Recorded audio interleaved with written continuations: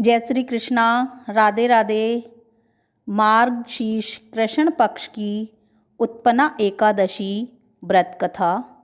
एक समय धर्मराज युधिष्ठिर के आग्रह पर देवकी पुत्र श्री कृष्ण भगवान ने एकादशी के उत्पन्न होने की कथा का वर्णन किया।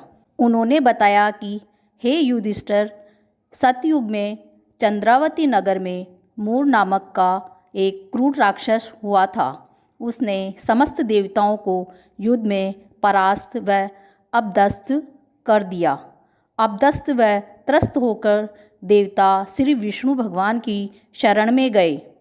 देवताओं के हितार्थ विष्णु भगवान ने मूर राक्षस से युद्ध कर उसकी सेना को अपने चक्र व गदा से छीन-बीन कर डाला।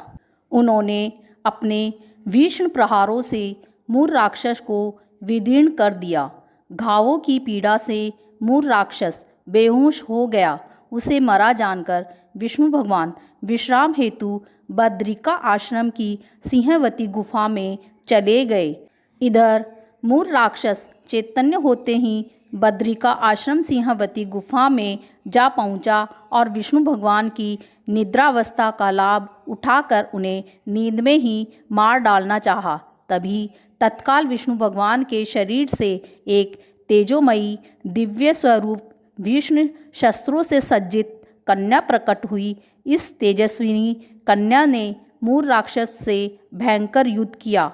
उसकी सेना को मारकर मूर का रथ चकनाचूर कर दिया, जिसे मूर राक्षस जमीन पर गिर गया और तेजस्विनी कन्या ने उसके ऊपर पैर रखकर मार दिया। सभी देवता जय जयकार करने लगे। इससे विष्णु भगवान जाग गए। उन्होंने उस दिव्य कन्या का परिचय जानकर उसे आशीर्वाद दिया।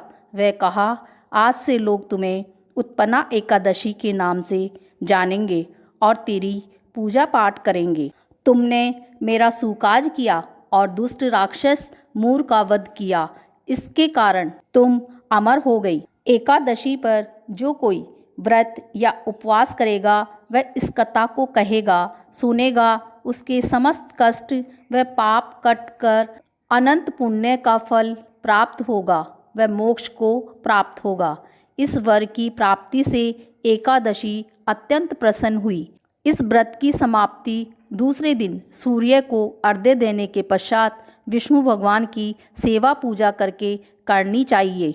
कृष्ण भगवान ने कहा, हे युधिष्ठिर, इस व्रत के द्वारा संसार के समस्त वैभव और विष्णु भगवान की कृपा स्वतः ही प्राप्त हो जाती है। यह व्रत निष्ठावान के लिए अत्यंत सहज व सरल है। जय श्री कृष्णा। राधे राधे।